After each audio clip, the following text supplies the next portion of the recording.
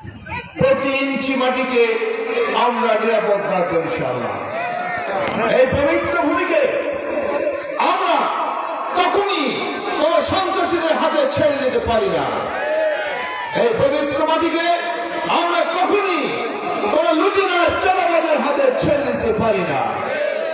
এই পবিত্র মাটিকে আমরা কখনই কোন ডাকাত কিংবা বর্গীদের হাতে ছেড়ে দিতে পারি না।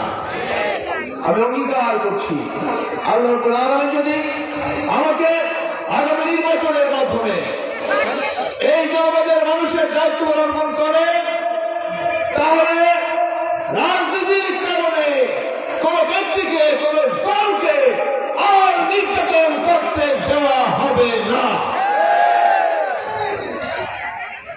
ব্যক্তিগত ভাবে যদি কেউ অন্যায় করে, কোন দুষ্ট মানুষ, সে বিচার পাবে আইনের আওতায়।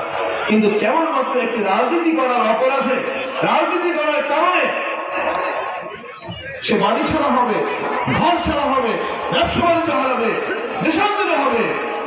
আগামী 12 তারিখের নির্বাচনে আল্লাহ রাব্বুল আলামিন বিজয় অর্জন করার মাধ্যমে আমার উপর দায়িত্ব পালন করে, তাহলে আমি অঙ্গীকার করছি মনোরঞ্জন সর্বক্ষয় আমরা একটি ঐক্যবদ্ধ সমাজ প্রতিষ্ঠা করবো ইনশাআল্লাহ।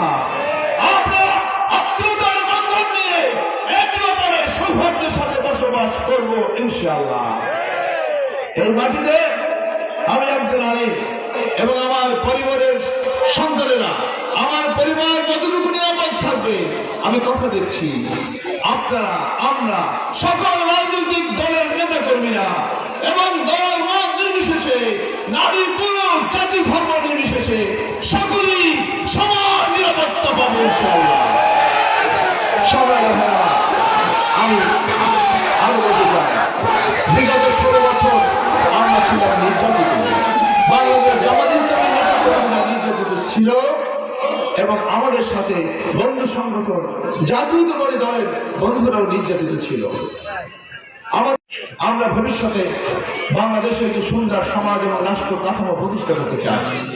বাংলাদেশ থেকে অন্যায়, অত্যাচার, নির্যাতন, নিপীড়ন, লুণ্ঠন, রাজধানী, ধর্ষণ, অনাচার, দুরাচার দূর করে, বৈষম্য দূর করে একটি সুন্দর বাংলাদেশ বিনির্মাণ করতে চাই।